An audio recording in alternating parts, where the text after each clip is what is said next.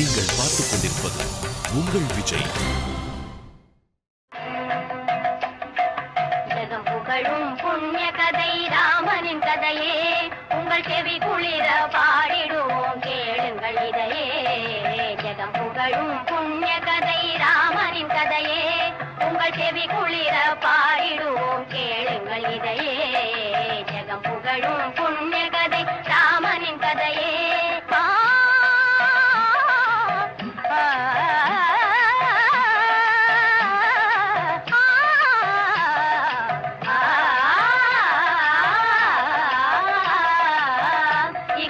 சுகமெல்லாம் அடைந்திடலாமே இந்த கதை கேட்கும் எல்லோருமே. இகபர சுகமெல்லாம் அடைந்திடலாமே இந்த கதை கேட்கும் எல்லோருமே.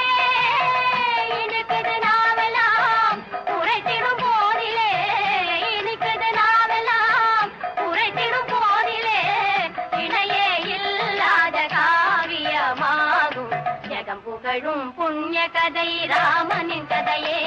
உங்கள் செவி குளிர பாடிடுவோம் கேளுங்கள் இதையே.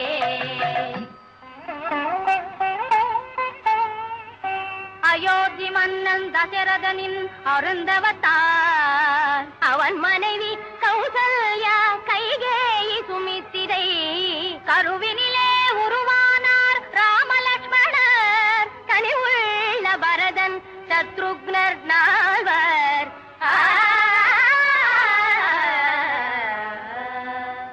நாட்டினர் போற்றவே நால்வரும் பலகலை ஆற்றலும் அடைய மன்னன் வளர்த்து வந்தானே.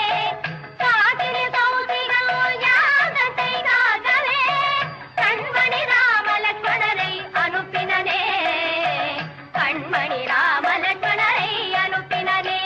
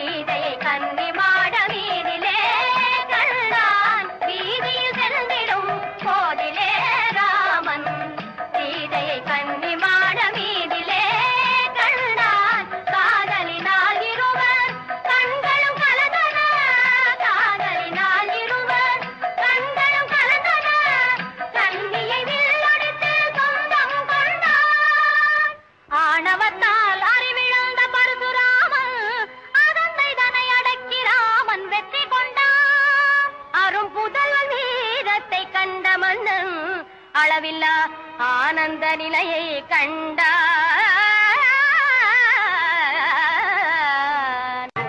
புண்ணிய கதை ராமனின் கதையே.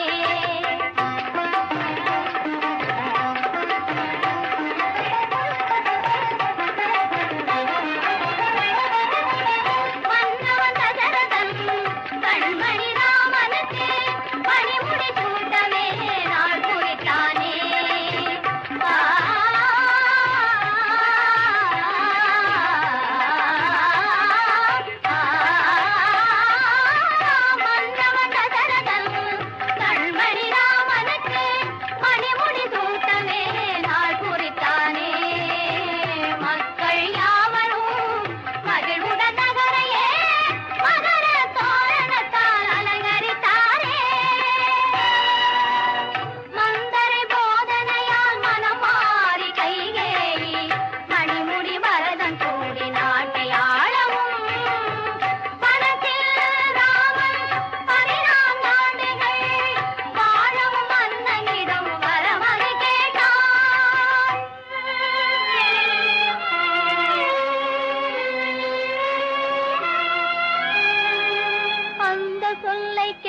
மன்னர் மரணமூர்ச்சை அடைந்த பின்னர் ராமனையும் அழைக்கச் செய்தாள். தந்தையுனை வனம் போக தம்பி பரதனுக்கு மகுடத்தை தந்தார் என்றாள். சஞ்சலமில்லாமல் அஞ்சன வண்ணனும் சம்மதம் தாயே என வணங்கி சென்றான். மிஞ்சிய கோபத்தான் வெகுண்டே வில்லெடுத்த தம்பி இலகுவனை காந்தமாக்கினான். இளையவனும் ஜானகியும் நிழல் போல் தொடரவே மரபுரி தரித்து ராமன் செல்வதை கண்டு. இளையவனும் ஜானகியும் நிழல் போல் தொடரவே மரபுரி தரித்து ராமன் செல்வதை கண்டு. கலங்கி நாட்டு மக்கள் கண்ணீர் சிந்தியே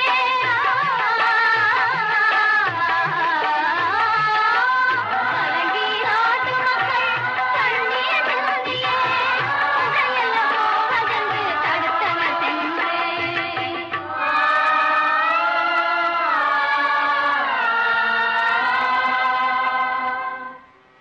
ஆறுதல் கூறியே கார்முகில் வண்ணன் அன்புடன் அவர்களிடம் விடையும் கொண்டானே. அன்னையும் தந்தையும் சொன்னதற்காகவே அண்ணலும் கானகத்தை நாடி சென்றானே. ஜெகம் புகழும் புண்ணிய கதை ராமனின் கதையே.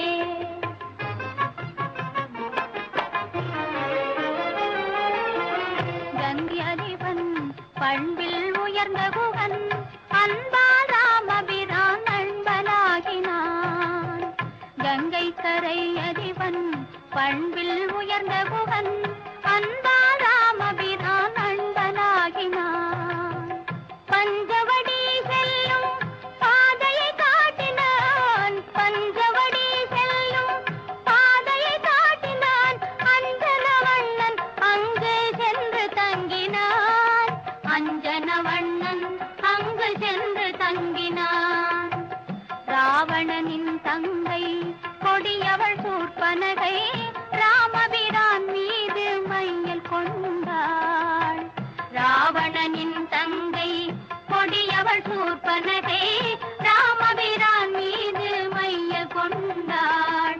கோபம் கொண்ட இளையோர் கூடம்பால் அவளை மானபங்கம் செய்து விரட்டிவிட்டார்.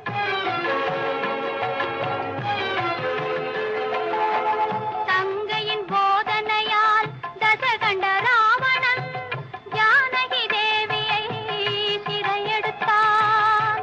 தங்கையின் போதனையால் தசகண்ட ராவணன் ஜானகி தேவியை சிறையெடுத்தான்.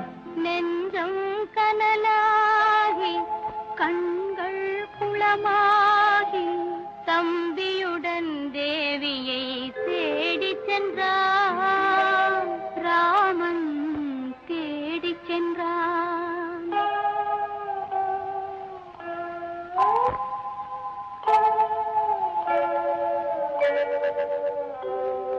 வழியிலே ஜடாயுவால் விவரமெல்லாம் அறிந்தான். வாயுமைந்தன் அனுமானின் நட்பை கொண்டான். ஆழியை தாண்டியே இலங்கை சென்ற அனுமான் அன்னையை அசோகவனத்தில் கண்டான்.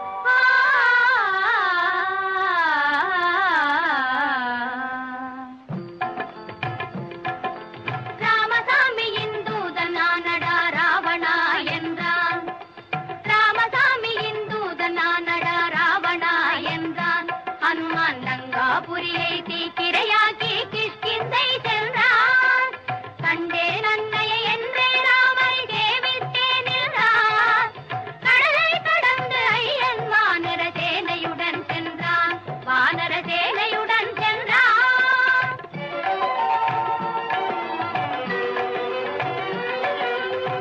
விபீஷணனின் நட்பை கொண்டான். ராவணனை வென்றான். வீரமாதா ஜானகி தேவியை தீக்குளிக்க செய்தான்.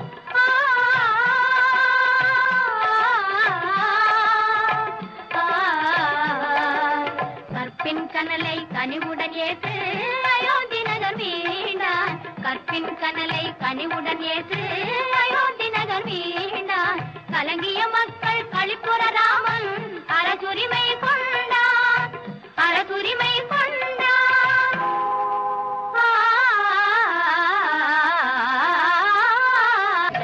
புகழும் புண்ணிய கதை ராமனின் கதையே உங்கள் செவி குளிர பாடிடுவோம் கேளுங்கள் இதையே ஜெகம் புகழும் புண்ணிய கதை ராமனின் கதையே உங்கள் செவி குளிர பாடிடுவோம் கேளுங்கள் இதையே ஜெகம் புகழும் புண்ணிய கதை ராமனின்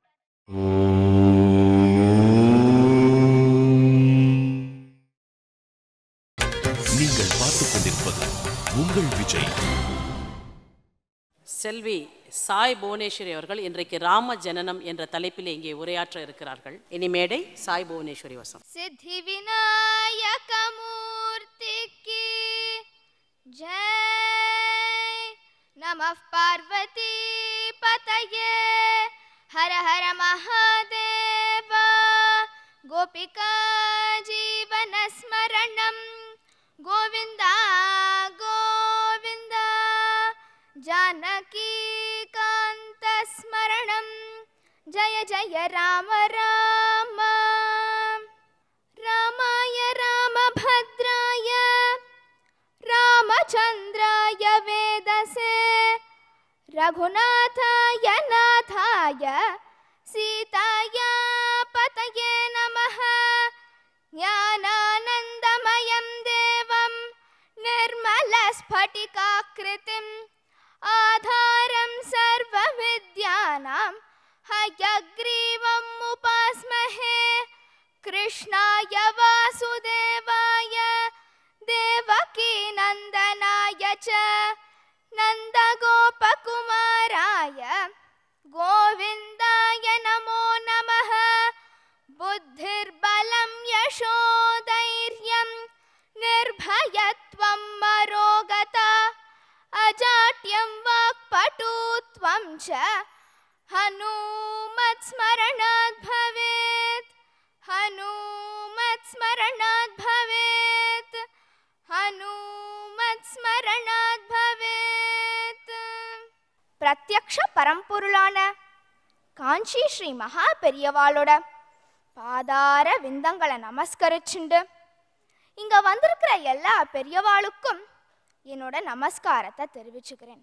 முதல் தடவை எனக்கு ஸ்டார் விஜய் டிவியில் ராம ஜனனம்ங்கிற தலைப்பில் உபன்யாசம் பண்ணுறதுக்காக பாக்கியம் கிடைச்சிருக்கு. பரித்ராணாய சாதூனாம் விநாசாய ச துஷ்கிருதாம் தர்ம சம்ஸ்தாபனார்த்தாய சம்பவாமி யுகே யுகே. சாதுக்களை காப்பாற்றவும் தீயவர்களை அழித்து தர்மத்தை ரட்சிக்கிறதுக்காக ஒவ்வொரு யுகத்திலேயும் அந்த பெருமாள் அவதாரம் பண்ணியிருக்கார்.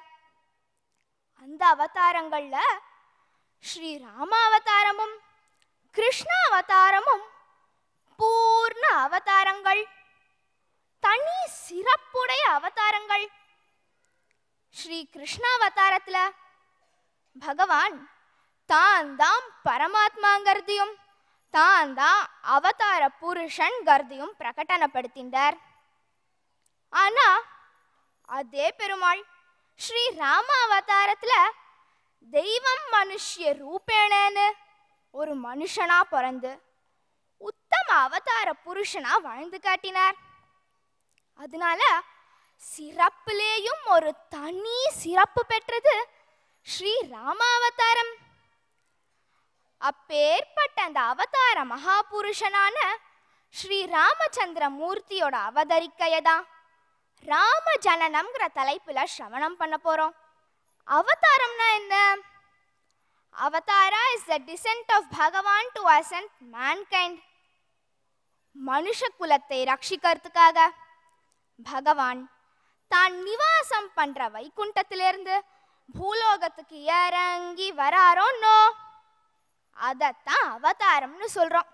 சரி, பெருமாள் இப்படி ஜம்முன்னு வைகுண்டத்துல சயன கோலத்துல இருந்துட்டேயே தூயவர்களை ரட்சிக்கலாம், தீயவர்களை அழிக்கலாம், தர்மத்தை காப்பாத்தலாம். ஆனா அவர் அப்படி பண்ணல. பிராக்டிஸ் வாட் யூ ப்ரீச்னு இங்கிலீஷ்ல சொல்லுவோம் இல்லையா, அதைத்தான் பகவானும் ஃபாலோ பண்ணார். வெறும்ன தன் நிவாசம் பண்ற இடத்துல இருந்து மனுஷ குலத்தை ரட்சிக்கணும், சாதுக்களை பரிபாலனம் பண்ணணும்னு வெறும் போதனை பண்ணாம தன்னோட அவதார செயல்களின் மூலமா நம்ம எல்லாருக்கும் அனுகிரகம் பண்ணிட்டு வர ஸ்ரீயப்பதியான ஸ்ரீமன் நாராயணன். ஆல்சோ ஒரு விஷயத்த யாரோ சொல்லி கேட்டு எங்கேயோ படிச்சு புரிஞ்சுக்கிறத விட விஷுவல் கம்யூனிகேஷனுக்கு எஃபெக்ட் ரொம்ப ஜாஸ்தி. அதனால தான் அந்த ரங்கனும் பிராட்டியும் இந்த பூலோகத்தையே ஒரு அரங்கமா பாவிச்சுண்டு அவதாரம்ங்கிற வேஷத்தை ஏத்துண்டு நடிக்கிறாளாம். இதத்தான் சுவாமி தேசிகர் தன்னோட தசாவதார ஸ்லோகத்துல ரொம்ப அழகா சொல்லியிருக்கார். தேவோ ந சுபமதனோது தசதா நிர்வர்த்தயன் பூமிகாம் ரங்கே தாமனிலப்த நிர்பர ரசைரத்யக்ஷிதோ பாவுகைஹி யத்பாவேஷு ப்ருதக்விதேஷ்வணுகுணான் भावान् स्वयं बिभ्रति यद्धर्मैरिह धर्मिणी विहरते नानाकृतिर्नायिका. மனுஷ குலத்தை ரட்சிக்கிறதுக்காக மனுஷனாவே பிறவி எடுத்தது ராமாவதாரத்துல தான் இல்லையா? அதான் அப்படி ஒரு விசேஷம் இந்த ராமாவதாரத்துக்கு. அது சரி, பெருமாள் எதுக்கு மனித பிறவி எடுக்கணும்? பெருமாள் பெருமாளாவே இருந்துண்டு சாதுக்களை பரிபாலனம் பண்ணலாம், தர்மத்தை காப்பாத்தலாம், மனுஷ குலத்தை ரட்சிக்கலாம். ஆனா அவர் அப்படி பண்ணல. பெருமாள் இப்படி ஒரு அவதாரம் பண்ணினதுக்கு புராணங்கள்ல 2 காரணம் சொல்லப்பட்டிருக்கு. அதுல முதல் காரணம் ராவணன். ஆத்திரக்காரனுக்கு புத்தி மட்டு, ஆணவக்காரனுக்கும் புத்தி மட்டு. பிரம்மாவிடத்துல தவம் இருந்து அந்த 10 தலை ராட்சச வாங்கின வரம் என்ன தெரியுமோ? தேவர்கள், கந்தர்வர்கள், கிண்ணறர்கள், விலங்குகள், பறவைகள் ஆகிய எந்த ஜந்துவாலையும் தனக்கு மரணம் ஏற்படக்கூடாதுங்கிற வரம்.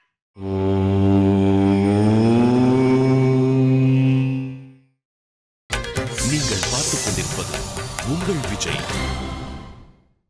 என்னதான் தவம் செஞ்சாலும் ராட்சசனுக்கு ராட்சச புத்தி தானே. நம்மள சில பேருக்கு ஒரு தலைக்கே தலகணம் தாங்கல. இதுல இவன் 10 தலை ராட்சசன் வேற. தலகணத்துக்கு கேட்கணுமா? ஆணவத்திலேயும் அவசரத்திலேயும் மனுஷ வர்க்கத்தை மதிக்காம அவளை தன்னோட லிஸ்ட்ல சேர்க்க விட்டுட்டான். பெருமாள் பார்த்தார், இதான்டா சான்ஸ்னு இதையே முதல் காரணமா வச்சுண்டு ராமாவதாரம் எடுத்தார். இன்ஃபேக்ட் ஸ்ரீ ராமச்சந்திரமூர்த்தியா அவதாரம் பண்ண பெருமாளுக்கு சீதா அபகரணம் போது சந்தோஷமா இருந்துதான். சோதர்யா ப்ரோக்த வார்த்தா விவசதச முகாதிஷ்ட மாரீச்ச மாயா சாரங்கம் சாரசாக்ஷ்யா ஸ்பிருஹிதமனுகதः பிராவதீர்பாணகாதம் தன்மயா க்ரந்தநிர்யாபித பவதனுஜாம் ராவணஸ்தாமஹர்ஷீத் தேனார்த்தோபி த்வமந்தः கிமபி முதமதாஸ் தத்வதோபாயலாபாத். தன்னோட சகோதரி சூர்பனகா சொன்னதை கேட்டுண்டு மாரீச்சன மாய மானாக அனுப்பி வைத்து சீதாவை அபகரணம் பண்ணான் அந்த ராவணன். தன்னோட பாரியால பிரிஞ்சதுல ரொம்ப ரொம்ப சங்கடப்பட்டார் ராமர். ஆனா அந்த சங்கடத்திலேயும் அவர் மனசுல துளியோண்டு சந்தோஷம் இருந்துதான். இத நான் சொல்லல, நாராயண பட்டத்ரி தன்னோட நாராயணீயத்துல 34வது தசகமான ஸ்ரீ ராமச்சரித வர்ணனையில ரொம்ப அழகா சொல்லியிருக்கார். என்னடா இது, எவனோ ஒரு 10 தலை ராட்சசன் மனைவிய தூக்கின் போயிட்டான், அதுக்கு இந்த ராமர் சந்தோஷப்பட்டாராமே, என்ன கொடுமை சார் இதுன்னு நம்மளுக்கெல்லாம் தோணும். ஆனா இதோட உள்ளர்த்தமே வேற. தேனார்த்தோ பித்வமந்த கிமபி முதமதாஸ் தத்வதோபயலபாத். ராமாவதாரத்துக்கான நோக்கமே ராவணவதம். அதை செயல்படுத்துறதுக்கான ஒரு வேலிட் ரீசன் கிடைச்சிடா நமக்குன்னு சந்தோஷப்பட்டாராம் பெருமாள். என்னதான் மனித பிறவி எடுத்தாலும் பெருமாளோனோ எல்லாத்துலயும் ஜெனுவனா இருக்கார்.